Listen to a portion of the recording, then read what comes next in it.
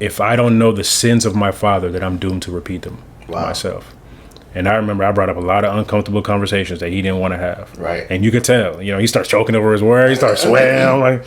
I'm like, say he was gonna talk about that. right. So I want to know, where did you mess up with other women, right? What about raising your kids? Did you know what the family dynamics was supposed to look like? Did anybody teach you how to be a good husband or a good father and all this stuff? He's telling me stories about how, whenever his father.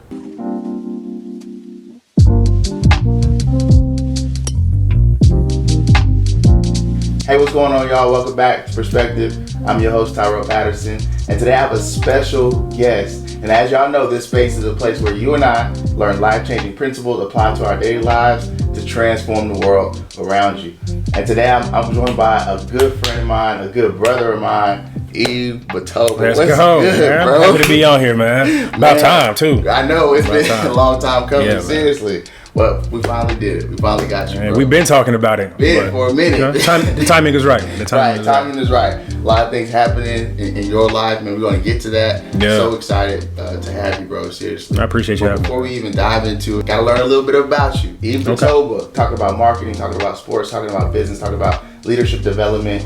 This is the man. But before we get into all of that, I got to know right now, give me some top artists and songs on rotation on your playlist right now. Artists and songs on rotation. You know what's interesting? Because on one side I have my Maverick City music. Okay. I got my Elevation worship. Okay. And I got all that, whenever I need to get my spirit right. So on the other side I got my Young Dolph. You know what I mean? I got, I got my little Boosie. I listen to my Meek Mill that just came out. But I'll tell you, man, recently, somebody who surprised me, Serge Ibaka. Serge Ibaka makes fire music. Yes, what? Yes. He has a song called Lego. He has a song called Champion. He just came out with a track called Roomba. All of them are bangers. Serge Ibaka. The basketball player, yes. I'm telling you. Rapper. Yo, what is this about basketball players, bro, and rapping? Like Kobe, Shaq, Dame. Why not? Hey, if you're creative, right? What the Bible says, stir up all your gifts, right? Look, I don't know what I got, but look, I'm gonna go ahead and I'm gonna try it. But Dame can actually rap. Okay. Dame Lillard, he can actually spit. He can flow. I've heard a couple. Yeah, man, there's some people out there who could really get it done. But outside of that, like Toby and Wigway, he's probably an artist that I probably listen to. He might be my favorite rapper right now. Toby and Wigway. Yeah, he's hands down one of my favorite rappers. I think first time I saw him live, me and my wife were in Tulsa, Oklahoma for Transformation Church's Version 1 conference. Gotcha. And they had this thing to where they weren't announcing like the artists, they weren't announcing the speakers. It was just you found out at the conference. That's dope. So it's a morning session, screens go black, and all of a sudden Pastor Mike Todd is like, he's on the phone with Toby. And he's like, say less. And all of a sudden it goes dark and the lights come up, it's him. Fat. It's the whole team. That wasn't there. Oh, she wasn't? Yeah, but I think it was just him. And then what's the background? Michael White. Yeah, Michael White, yeah. But yeah, man, I was just like, bruh, and I called it. I told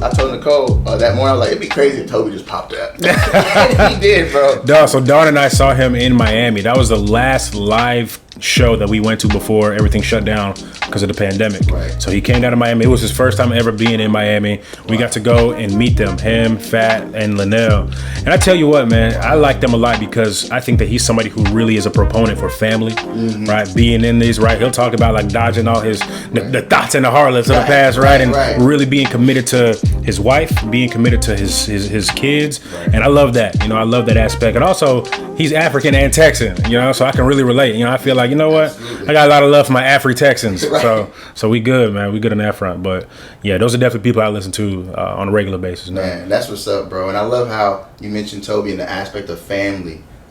Because honestly, this whole fall season on Perspective is dedicated to family ties, origins, talking about dynamics with family, talking about, different aspects of family and things we've journeyed through. And your story is a very unique one, honestly. Talking about your background, origins, and things you've experienced. And I feel like right now, man, just in society, the aspects of family are navigated from different generational perspectives, different generational viewpoints. Very true. But I think it would be even better if we brought a lot of those viewpoints together. Yeah. And so everybody can understand, like, hey, this is what grandma went through, but hey, this is what grandfather went through, or hey, this is what the niece and nephews are seeing in the current culture. And so we kind of bring that all together and kind of take a village mentality in society. I think communities would be better, households would be healthier. And so with that, man, so if you could tell, for those who don't know Yves Batoba, if you can give us a quick synopsis of like just introducing your own self from the beginning to now. Yo, like, just kind of an overview, like who is Yves? What is Yves like? Like, who is Yves? Yeah, so I'm originally from Zaire. Okay. That's the country that I was born in, and it's a country that no longer exists. Wow. Right? But now it's called the Democratic Republic of Congo. Okay. But when I was born, it was called Zaire. Wow. So I was born in Zaire, and while we were there was a whole bunch of conflict on the east side of the country, especially with Rwanda. Huge war breakout, one of the deadliest wars really in world history that never gets talked about. And I would strongly encourage anybody to look up Patrice Lumumba. He was murdered by Belgium. They actually had a formal apology to Congo for participating in the murder of Patrice Lumumba, one of the greatest black world leaders, in my opinion, that has ever lived. Wow. I strongly advise anybody to go check that out. But long story short, in Congo, whenever the war reached Kinshasa, which is the capital of the country where my family and I are from, where we lived, we had to flee and we had to escape the country. My siblings and I, we went over to Brazzaville, which is across the Congo River. And while we were there, the conflict, the violence actually got a lot worse where we were. So we had to leave. We had to go and crawl through the actual military zones, like the actual violent zones. So we're military crawling, bullets are flying over our head. We had to get over to a refuge, to where there was like a Catholic house that was housing some refugees, so that we could go back across the Congo River, get back to Kinshasa, meet back up with my parents, and then we had to flee, leave there, and we moved to South Africa. So we lived in Johannesburg, South Africa, post-apartheid. Okay. So Nelson Mandela is still president, but there's still a whole bunch of tension in the air. Conflict, White people don't like us because we're black. Black people don't really like us because we ain't South African. So I'm in the second grade at this point. No friends at school. My mother had gotten assaulted. Little brother had got death threats. Our house got broken into. We had gotten robbed. Every day it felt like there was always something. So we didn't really stay in South Africa for long. And from there we moved back to Congo. Things hadn't gotten much better. And we made a family decision that we were going to move to Dallas because we had an uncle that lived in Irving. So moved to Dallas. To make the story a little shorter, being here, I don't speak the language at all, whatsoever. I only speak French. I wasn't fluent in English until I was 9 years old. So, hold on, you speak French? Yeah. So only French. Alors, je parlais seulement le français. Alors, quand j'étais à l'école, j'avais besoin d'apprendre différentes langues. So I had to learn a whole bunch of different language, ESL, English as a second language. Wow. And while, we're going there, we get to meet a whole Congolese community that, we kind of get to grow with. And, of course, living in Texas, you learn to fall in love with the sport of football. It's a religion over here. For sure. And fall in love with football. That eventually gets me to playing at Oklahoma State University. So played there, went there for 4.5 years, transitioned from playing ball to really wanting to be the voice for athletes, and being involved with a couple different committees within the NCAA. That led to me working at the University of Notre Dame, where we focus on leadership development, community outreach, and career preparation for all 720 of their student athletes. And from there, after a year doing that, I went down to the Miami Dolphins of the NFL. So 5 years at the Dolphins, where we focus on engage, educate, and empower athletes to reach their full potential, both on and off the field. Incredible opportunity. Transitioned from that after 5 years to representing athletes, right, from the contract advising side, but also marketing and player development standpoint. And man, in a nutshell, that's kind of the whole journey, and that's how I got to where I'm at right now, right? And along the way, met a wife and got involved in church, whole faith journey, identity crises, all that type of stuff happened, man. So man, that's all a part of it. Man, and how long y'all been married? Shoot, a year and a half. Scratch that, 2.5. Oh yeah, that's right. Because 3 years after, 3 months after us. Yeah, exactly. The pressure was on. We went to the engagement party. I told her I was so glad I proposed 3 months prior. Nah, you good. But yeah, man, I think that's an amazing journey. Like, rewind back to Okie State. Yeah. That's actually where we met. I think it was spring 2011. Spring 2011. Yeah. It was your sister Letitia's prom. Prom, yeah. And so I think, so the story goes that your brother-in-law now, Alan, married to Patricia, your sister, was like, hey, it was a good bro at church, and he was like, hey man, I need someone who's good guy, trustworthy. I need you to escort someone to their high school prom. I'm like, what? I'm 2 years removed from high school. Like, what you mean? Granted, I graduated at 17, so I think I was only 19 at that time. 18 or 19 at the time. And so I was like, yeah, she was about 18 at the time. Yeah. And so I was like, okay. And so anyway, escorted her to prom. We drive back up to the house, and I was like, me and Alan never talked about how I was going to get back to Murphy, Texas. Right. So we're in Keller going back to East Plano. And I just happened to be home. Yeah. And you were like, hey, bro, I'll give you a ride. And I was just like, whoa. Yeah, no problem. Like, what? And so we're driving, and through that conversation, found out that I had a cousin that was on the team playing at Okie State. Right, and he Joe. Was like, you know Joe. Yeah. So yeah, and that from there, man, the rest is history. No doubt, man. Yeah, crazy. Long story short, man, that's it. And it's crazy how just those little moments you don't know how they're gonna happen, but shit, we've been boys ever since, right? Yeah, so exactly. You know, I was in your wedding. Man. So we were at y'all's wedding. Got to watch y'all watch him shed that thug tear. Look, man. He's like, I tried my best, bro. You tried to stay so. I tried my best to hold it back, man, trying to keep it cool, but yeah, that thing came out. Look, if I wasn't trying though, if I didn't try to resist, it would have got real ugly in there. Yeah. Oh yeah. Like me, you saw me. I was just like. Oh yeah. You said, look, man, I ain't even gonna try. I'm gonna let that thing go. I looked over at Dom. I'm like, bro, you got the tissues? He's like, I don't got them. I'm like, you got the cloth. And you know what I learned from that? I told my best man. I said, hey, make sure you got a napkin on deck just in case. And he came through clutch. Boom. Hey, put that thing up. Look, learning lessons.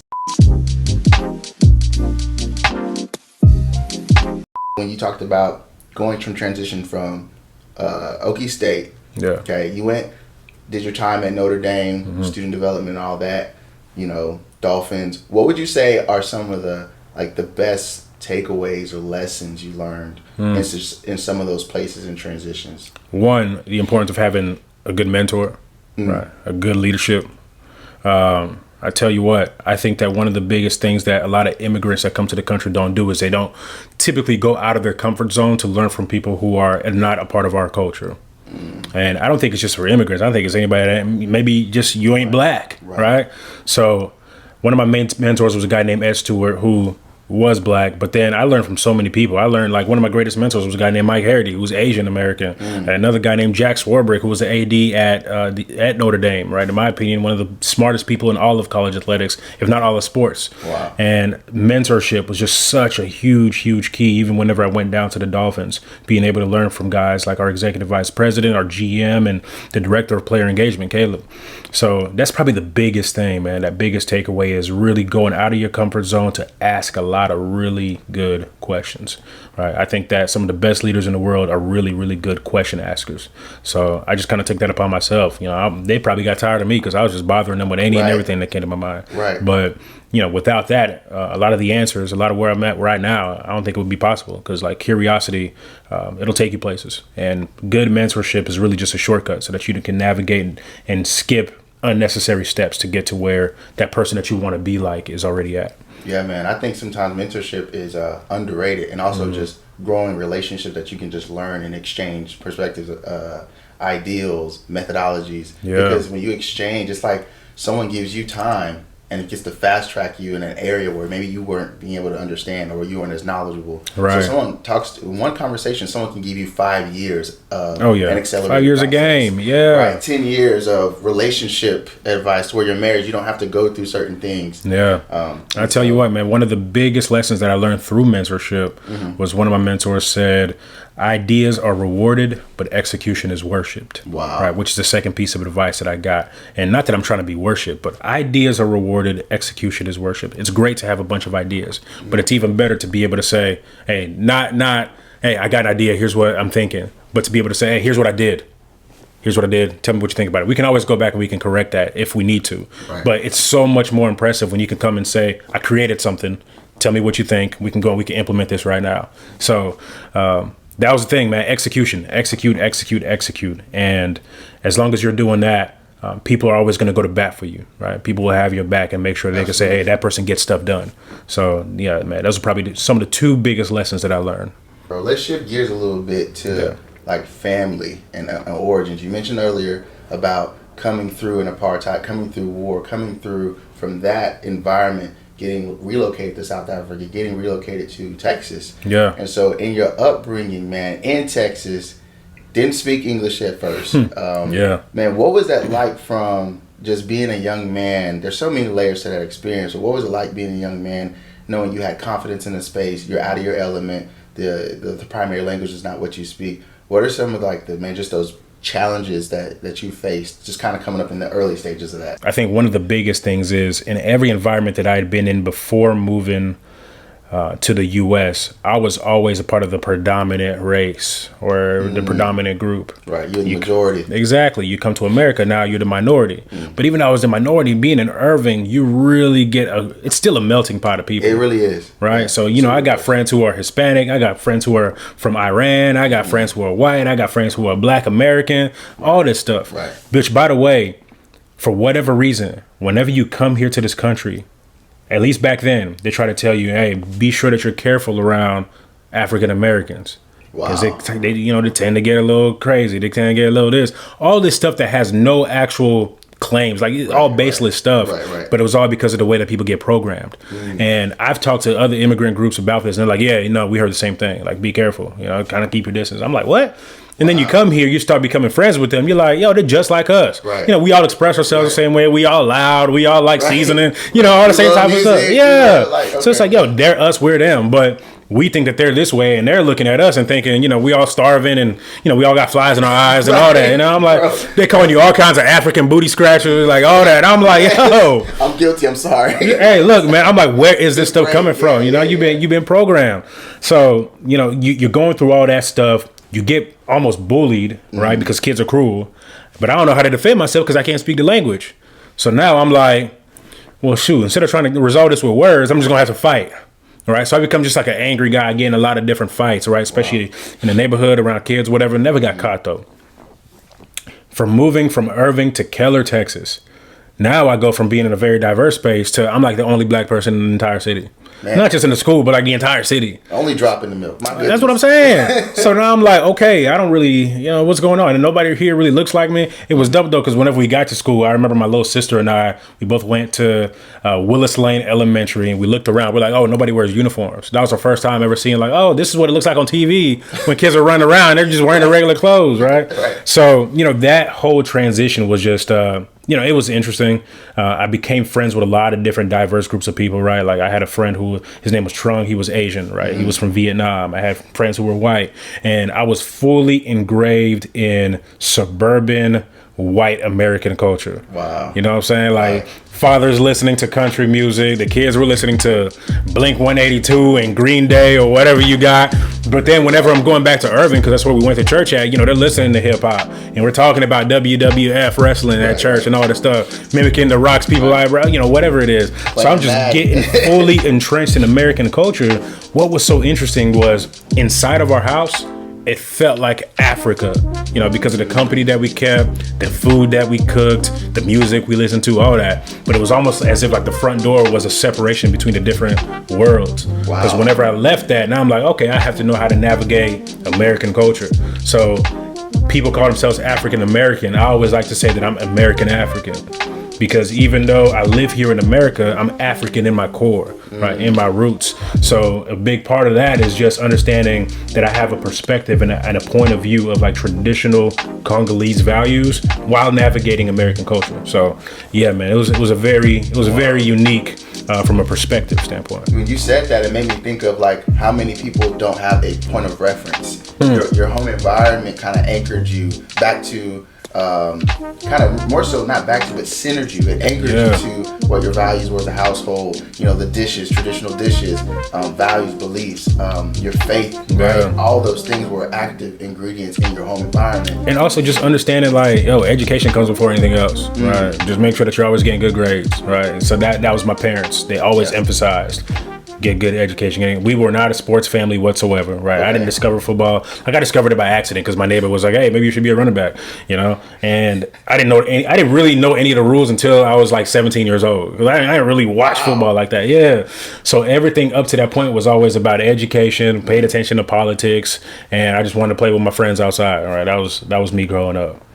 Bro, that's crazy. I didn't know it was not until 17 you truly learned the game of football. Oh yeah, I didn't know anything. I didn't know the rules at all, whatsoever. Man, and made it to Okie State. You was kind of nice. Bro, let me tell you something about going to Oklahoma State to play. I didn't even know that you could actually get a scholarship to go play in college. Like that was foreign to us. Nobody ever like sat down and explained this thing to us. So my mindset was, oh, this is just like high school. I'm gonna go to Oklahoma State. I'm gonna try out for the football team. I'm gonna make the team. not knowing that you get a scholarship for it. So I went to OK State with an academic scholarship. Eventually was able to earn a football scholarship, but that just goes to show, right, the amount of ignorance that I had at the time.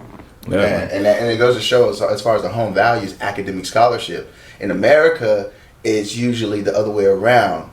You know about the sports scholarship, and so you try to hone in on parents investing in skills training, and you got the AAU leagues, and so parents sometimes in America will more so focus on, not everyone, but a good majority, especially in black and brown families, will focus on the skill set of the sports to be the key, instead of education being the key and the sport being an add to it. That way, definitely. When sport is gone, you still have a foundation and a core. Yeah, bro, I didn't know that if you were top 10% in your class, that you pretty much got a huge scholarship anywhere within the state of Texas. Right. I'm like, if I would have known that, I probably would have applied myself harder, right? Or if I would have known about football scholarships, I would have applied myself harder over there. Right. But I didn't know about any of it. So I'm just like, look, man, I think if I would have went to a different high school, easily would have been top 10%. But Keller High School was very academically recognized and all that. So, it was a little, like the top 10% all had above 100 GPA, on the scale of 0 to 100. Right. So, mine was like a 96 or whatever. So if I would have gone to any other school, I would have been straight. I'm like, oh yeah, I got a scholarship. Like, but I didn't know.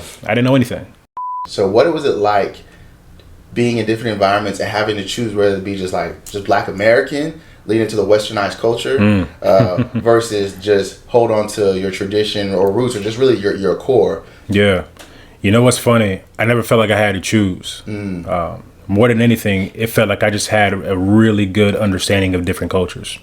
So one thing about me, and I think something today that I really take pride in, is I'm able to look at different people in different groups, see how they navigate, see how they act, and I'm able to tell if that's authentic and that's really just who they are, or if they're trying to put up a front, right? If I go to Congo right now and I look at how the different people are interacting, I can see like, okay, that's authentically Congolese right there. If I come here in America and I see that, I can see like, okay, like they're authentically Congolese. And if somebody's trying to act like they are, or trying to act, just differently from what's actually genuine to them, I feel like I just have that cross-cultural understanding, and I'm able to see that a lot better than other people. And it's not because it comes from a place that's fake, but it's because that was really my life. I had to be able to understand Congolese culture, African culture, whether you're talking about Nigeria, Congo, Ghanaian, wherever, South African, Sierra Leone. A lot of my friends on campus were African from different parts of Africa.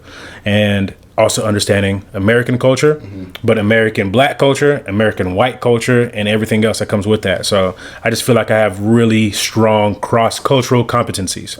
And I know you adjusted probably easier, you and your siblings. What was it like for the parents? Speak to the experience that a lot of families or first gen children experience, whether it's pressures from parents, or just they're not adjusting to the Western way or whatever it may be. But what was that like as far as the adjustment for your parents over time? This is pretty constant across all 53 African countries. It's you have wealth and you have poverty, and there's really not much in between. So my parents were more so on the wealthy side. We were good. Whenever we came over here, they had to completely start over. They left everything that they knew behind. Try to get jobs, but you don't really understand the country. My dad had to restart and go and try to get an MBA. My mom, meanwhile, they're all taking English classes at night, just trying to relearn the language in their 40s, mind you. So, their brains already developed. They're already kind of set in their ways, and they have to restart. So as children, you see the sacrifice that they go through, and that you kind of feel the pressure of making sure that they know, hey, this isn't all for nothing. I think there's a joke in African cultures, hey, you have one of 4 career options. You can be a doctor, a lawyer, an engineer, or a disgrace to the family. That's it. You got to do it for. Right. So whenever you feel that pressure, you want to make sure that you want to do your best so that your parents' sacrifices don't feel like they were all in vain. So for my parents specifically, whenever you come here, you feel some sort of discrimination, not just because whenever the people hear the accent, they assume that you're not as intelligent, even though the highest IQ scores in the U.S. typically come from African immigrants, right? Wow. But it's also because, too, whenever they see you and they see that you're Black, right? So there's an accent and there's a Black, so you're facing like prejudice from all different ways. Layers, yeah. Exactly. So the biggest thing I think for them is you typically find that a lot of immigrants, they end up going to the route of entrepreneurship, and they kind of stick within those circles, the communities that come from where they come from and understand them. I see that a lot in East African cultures, right? Yeah. Ethiopians, Eritreans, like they really just stick with one another. You see that with a lot of Indians, right? There's, I think in any city that you go to around the DFW area, there's always like a pocket that's like, hey, Indians, we have our supermarket, we have our restaurants, we do our stuff here. Asians, Chinatown, right? Those things exist. For whatever reason, whenever you see a whole bunch of black people together, they call that the hood. Wow. Why's it got to be the hood? You know, why can't we go and have a thriving black community where it is Haitians, where it's Trinidadians, where it's African Americans, where it's, man, like all these people coming together, Dominican.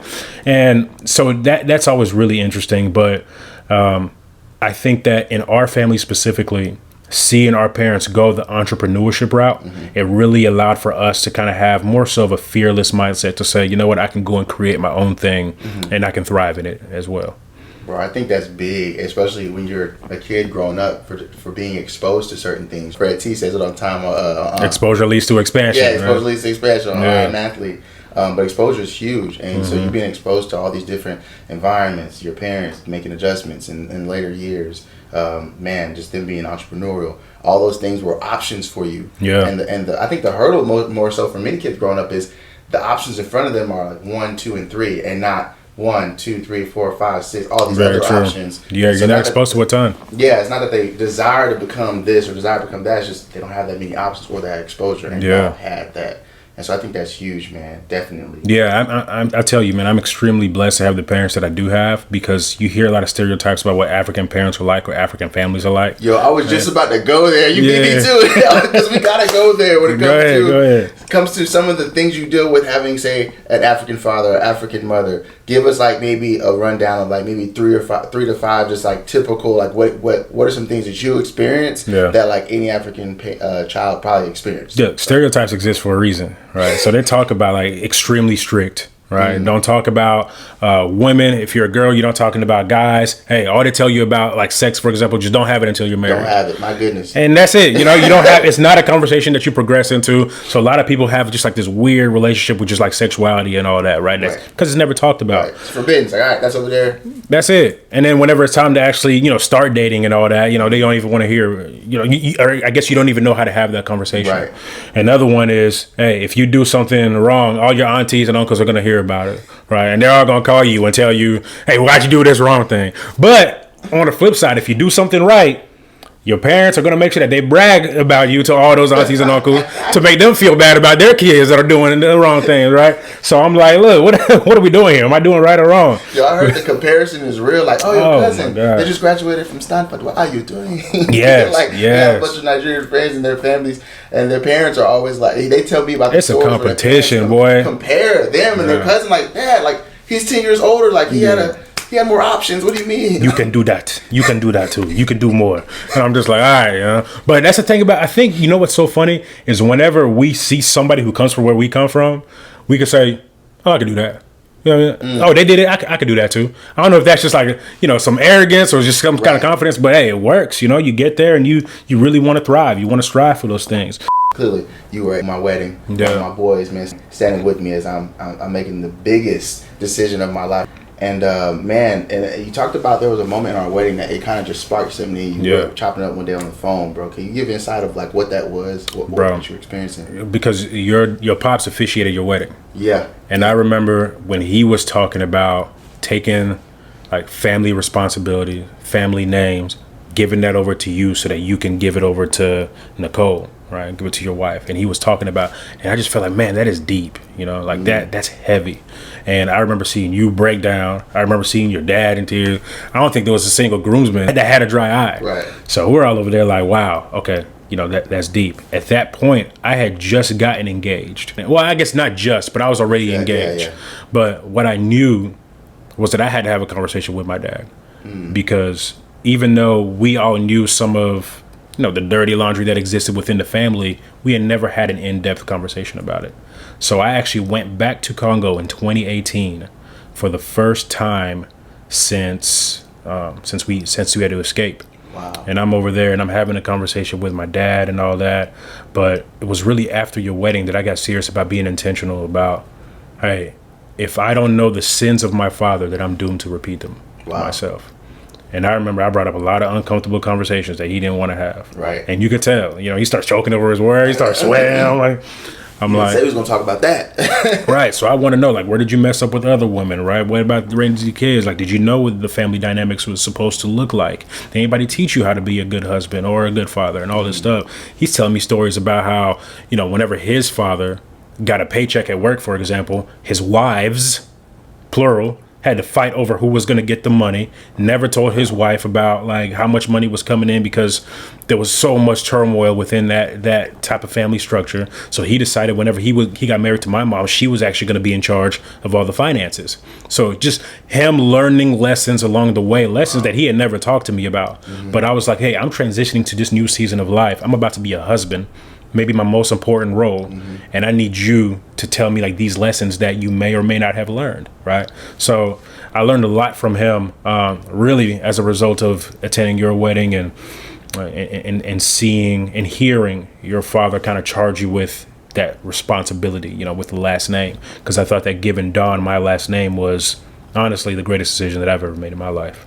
Man, that is a beautiful story, and it's weighty. It's a lot of responsibility. Mm-hmm. It talks to, some men who at least have their fathers around, they can speak to hey, I don't know my father's journey. I don't know his successes and his sins. I don't know what his thought processes were like, what he was exposed to. And a lot of men who have, have lost fathers along the way, or simply didn't have a father in their lives, are out here looking for a reference point, a origin, a identity to pull from and extract from. And a lot of men, we don't have that innate blueprint growing up, even when you have fathers who are there, but maybe they're not as present, or they were present, but maybe they weren't involved. No, absolutely. And that was my dad. My dad was always there. He always knew that I have to take care, I have to protect, I have to provide. But there was almost an emotional component that was missing, right? My father was always there, but there was always a disconnection. So whenever I got really intentional about that relationship, nowadays I call my dad up. I'm like, hey, I'm going through this. What you got for me? We're talking about finances. We're talking about day-to-day relationships with our wives. So that's been extremely beneficial. Now, what's crazy is my dad didn't tell me that he had a panic attack at one point because he held on to 30 years worth of stress. He didn't know how to in a healthy way express that. From the time that his brother died in the 90s to losing a job, to escaping, to coming to the US, transitioning, losing another job, and starting business failing, having to go back to Africa to try to start all this stuff. He never took the time to just stop and process. Just loaded. It all hit him at once. Wow. Right. All this stuff hit my dad at once. Had a panic attack that was so severe, doctor thought that he had a heart attack. They go in there, look at his heart. He's like, yo, you have a strong heart, like a young man. But he never understood the importance of mental health. And now, I never would have thought this. My dad is a huge advocate for go and talk to somebody.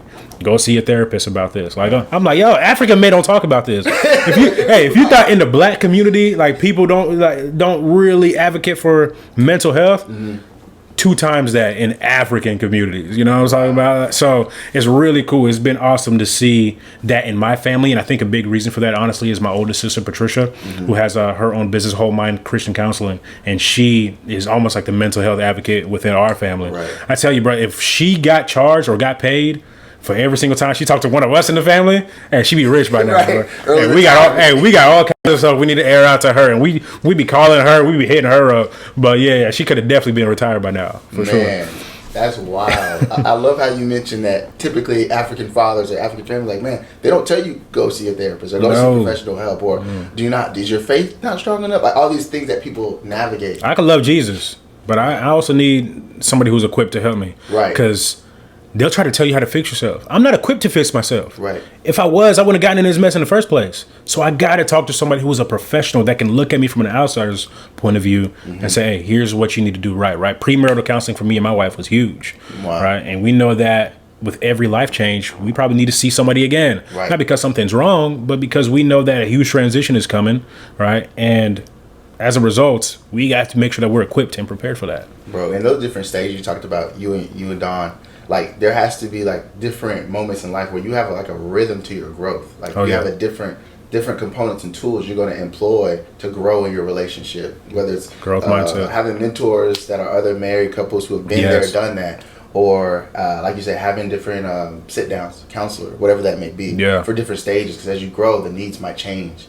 So I think having that like expectational rhythm is huge. And I tell you, man, one thing that I love about my upbringing, it was very inclusive. I got to see a bunch of different cultures and different families. So I remember one time I was at my homeboy's house, who's white, and he used the printer. Like he used his stepdad's printer, and his stepdad got mad at him for using the printer. So he starts like barking back at his stepdad. Yeah, I used it, so what? You know, all this stuff. I'm like, yo, hey, you crazy. We don't talk like this in my house. So, you know, he starts talking like that. I'm like, I got to get up out of here. You know, I'm trying to figure out. I'm like 12 years old at the time, rode my bike over there. I'm like, I got to go. Right. So being able to just see all those different types of family upbringings, family structures, gave me a holistic point of view of like, hey, here's some things that are done right. Here's some things that are done wrong. Because some places, you get the belt. Other places, hey, go to the corner, you're grounded. Right. And I'm like, okay, you know, which one's the right way for it to work? So kind of being able to take all those different things and figuring out what works for me through a filter of my own core values. And I think that's been extremely beneficial in my life up to this point. Man, I wish I would have told her. So what? I used it. Yeah, I used it. No, we wouldn't be on set right now. This would be happening. Right. I remember he said, hey, your friend has to go home right now. And he said, he's not going anywhere. I'm thinking in my head, no, I'm leaving. I'm out of here. I'm not about to be slaughtered with you. I ain't one of y'all. right. He picked out his tombstone. Boy, he chose violence. Chose violence, bro. Absolutely. In your journey, bro, you've literally been through, I mean, I think one of the most unique stories I've ever heard of, honestly. And so how does that go into this idea and this concept of this book that you're going to be releasing soon? Yeah. Like, how does all this play into that? Where did you get the idea to come up with the book? So my book, Immigrant American, right, living an American life with African perspectives, really came from every single time that I told my story to somebody, they would always say, you need to write a book. You should write a book. And I remember one day receiving a text message from one of my good friends, and he said, hey, my wife and I were just talking and we decided you're one of the best storytellers that we know. And he didn't even realize, like, just random text messages, like 7 p.m. out of nowhere, just sends that. And I took a screenshot of it. I was like, yo, that means, you know, to me, that means a lot. Right. Storytelling, I believe, is a skill that has to be practiced. And I remember him telling me that. I stored it. And I always went back to that as like a reason to say, I need to tell more stories, whether that's through speaking, through podcasting, or whatever. And then over the years, hearing everybody talking about write a book, I'm like, okay, well, I could story tell in book form, right? So that's kind of how the idea came along. And what was so cool about writing this book specifically, Immigrant American, was I had to go back to asking those questions. Like I talked about in the beginning with mentorship, just asking a ton of different questions to my siblings, because I always knew my story from my point of view. But then I asked my older brother, man, what was it like for you? And then I asked my mom, what was it like for you? Not knowing if we were ever going to live, right? What was it like for my older sister?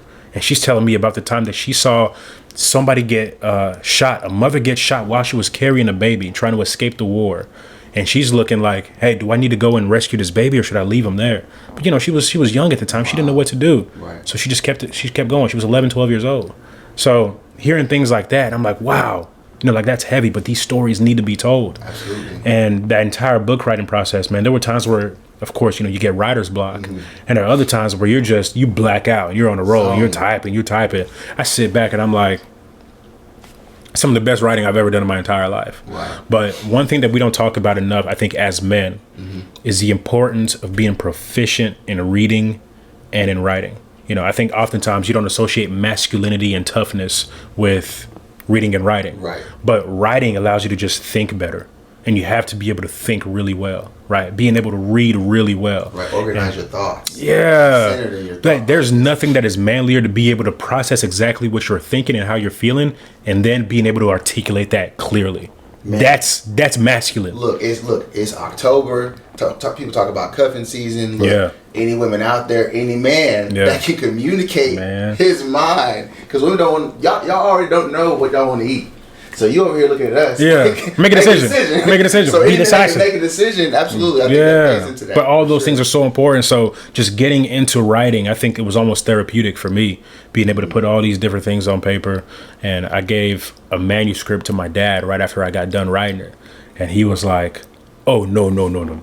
I must write a book. I must write a book. Yes, yeah, he was like, no. this book. He was like, look, I inspired him to write. You know what I mean? So it was awesome, man. And even I think he got to chapter 3 and he was like, man, I didn't realize that you experienced this kind of racism, you know, whenever you got here to the U.S. and you're able to recall so much of what happened in South Africa. Because I went into depth. I went into detail about it. Mm-hmm. And I was like, yeah, from South Africa and even in Texas, even whenever it comes to my faith, right? There was at one point where I was like, why am I being fed this Christianity religion when I feel like a lot of the slave owners were also Christian? And I went through that whole battle, right? I went through that whole battle and figuring out what different immigrants thought about Christianity and reading about Marcus Garvey, right? And going back and thinking, how come all these books I read about Christianity were all written by Dutch dudes? Right. You know what I mean? Right. So I had to, like straight up. And a big takeaway of that for me was, oh no, I don't even have many black authors that I read, right? So being able to have that diversity of thought and different experiences. So yeah, man, all those things were big, man. Those were huge for how this book really came about. Bro, this book is going to be an amazing tool for so many. I know I'm ready to buy it. I'm ready to get it. Get it in my toolbox, my bookshelf. God willing, man. Yeah, for sure. Do you have like an idea of like release times or just? I know it's somewhere between like 6 and 8 weeks, somewhere in that time frame. Got to have a couple more conversations with my author coach, and as soon as we're able to finalize that, then I can put it on there. You know, have the pre-sales, Amazon link. I'm trying to get this thing to a bestseller, boy. Right. Hey, look, we believing for it. Yeah, for sure. man. A moment ago, you mentioned about reading and writing and how that helps you as a man.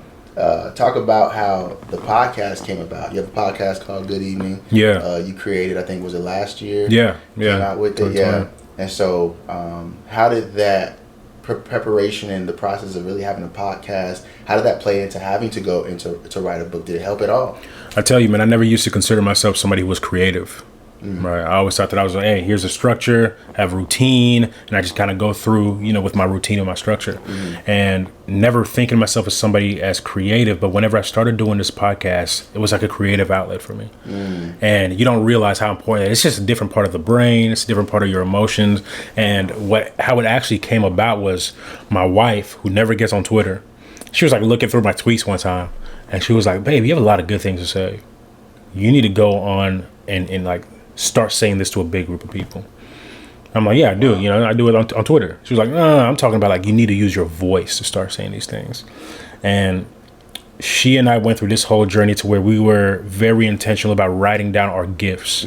Right. Scripture says your gifts shall make room for you. Right. So we went and we wrote down a whole bunch of our gifts, and then we started giving them assignments. Like, hey, gift, you're going to do this. This gift is going to give me access to here. Right. This, you're going to unlock the power to this school. This gift is going to make me this amount of money. But the most important thing that you have to do is you have to stir up that gift and you have to actually use it. Right. So as as we started writing it down, we're like, oh, I haven't used this one in about 3 years. So things like that. And one of those things was just using my voice.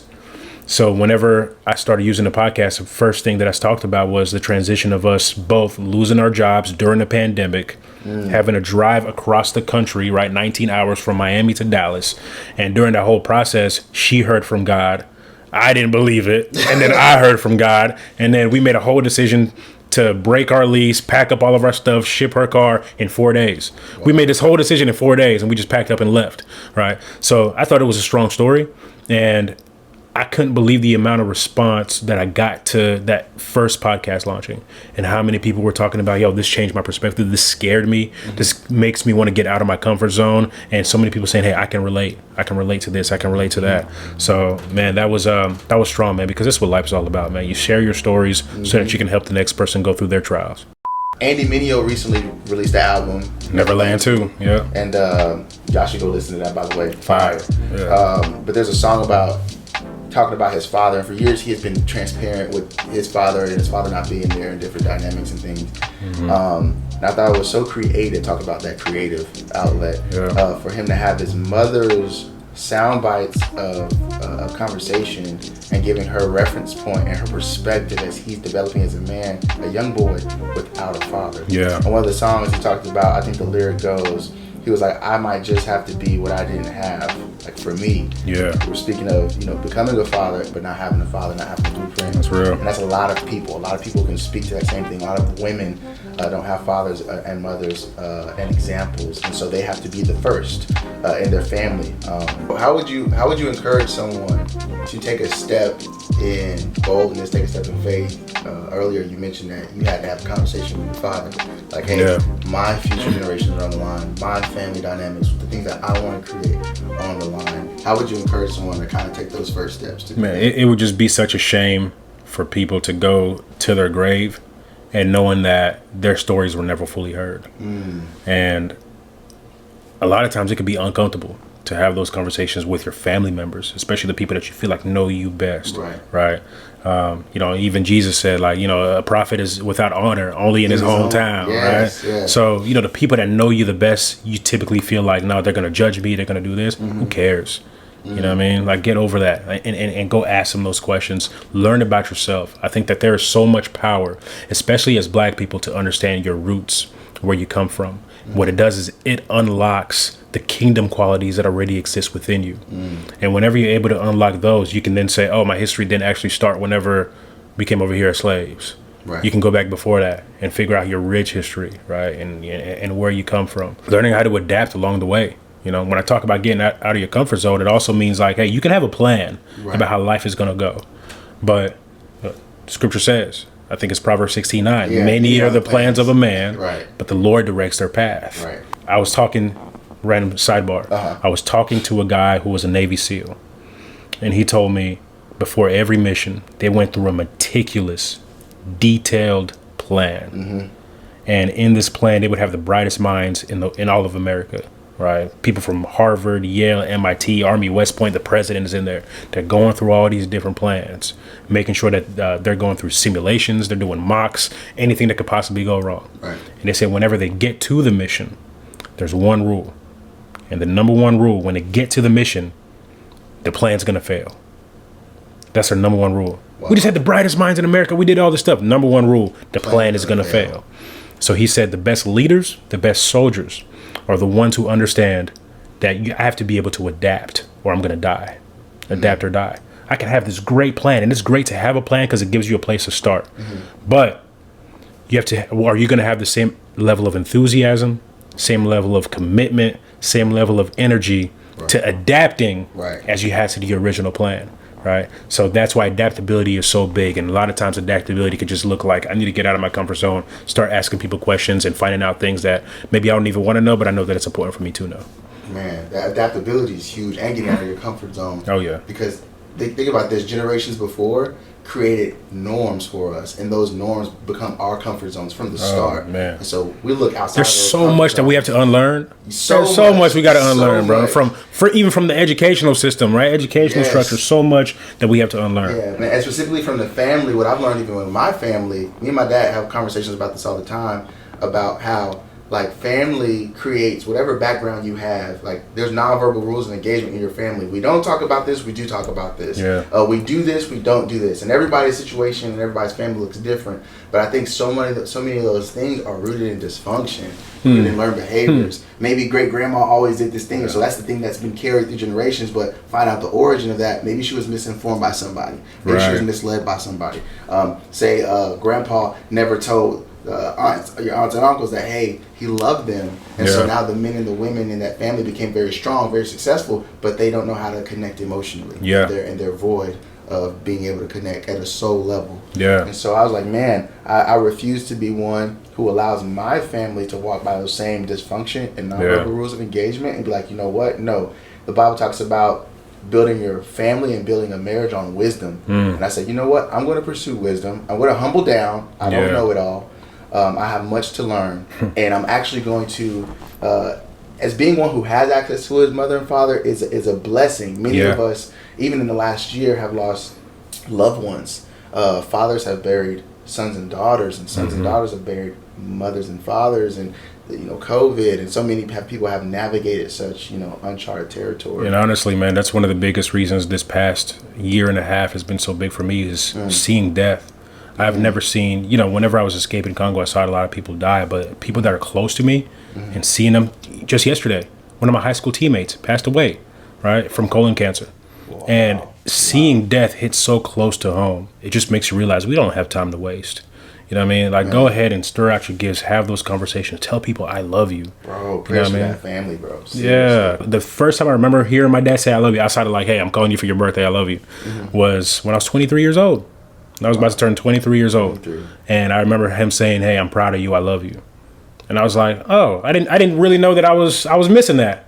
I never felt like he didn't love me, but hearing him say it, I was like, that felt good. Wow. So just little things like that, but we have to do all those things because nothing's promised, man. If anyone wants to find out where you are, man, what's some of your IG or your social media? The great thing about me is I have a very unique name. So Yves Batoba, Yves Batoba. Search that on anything: Twitter, LinkedIn, Facebook, Instagram, Snapchat, wherever. You'll be able to find me. There is one person on Facebook who also has the name Yves Batoba.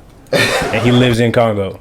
And I DM'd him before. Like, we had a whole conversation. I was like, hey, bro, we know each other? Right. He was like, no, I'm coming from this family. I'm like, all right, kind of random. Right. But you'll see my picture. Sure. Yeah. So, yeah, man, it's Yves Batoba across all platforms. Man, well, this has been an amazing conversation with my boy Yves Batoba. If y'all want to go ahead and connect with him, like you said, Yves Batoba on all platforms. I'll put it right here below, yvesbatoba.com, I think it is. Yeah, that's right. Well. But yeah, we hope that you have learned amazing steps and amazing tools to apply to your daily life to transform the world around you. Engage in those tension-filled conversations and dialogues with your family, whoever your family is, community, your friends. And hopefully from that, you're able to transform the world around you. I'm Tyrell. This is Yves. We'll catch y'all on the next one. Peace. Pop out in it all black, pull up looking like the Chalo. All of y'all weak, if you need a 16, all you gotta do is hollow. I don't really slide through the functions, unless I wanna spend a little peso. Finna put my devils on the payroll. What you been to Jesus a day, From the north, so it's only right I get on these beats and I should gate.